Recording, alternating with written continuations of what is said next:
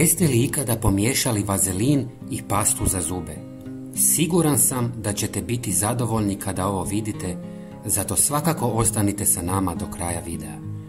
Koristiti ćemo vazelin u tubi jer je praktičniji. Vazelin je vrlo koristan za kožu jer je omekšava i štiti.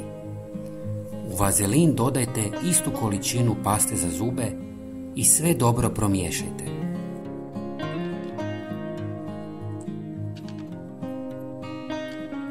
Kombinacija ova dva sastojka ublažava opekline, herpes, ogrebotine ili ubude komaraca.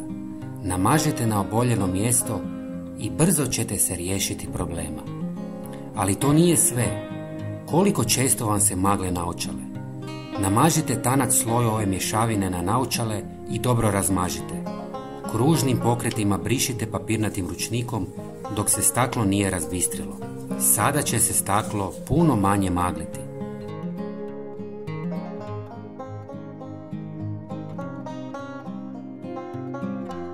Isti učinak možete primijeniti i na retrovizoru na autu.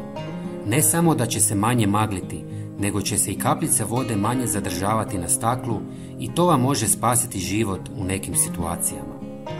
Dragi prijatelji, svakodnevno vam donosimo nove savjete i bilo bi nam drago da se pretplatite na naš kanal. Hvala vam puno. Pozdrav!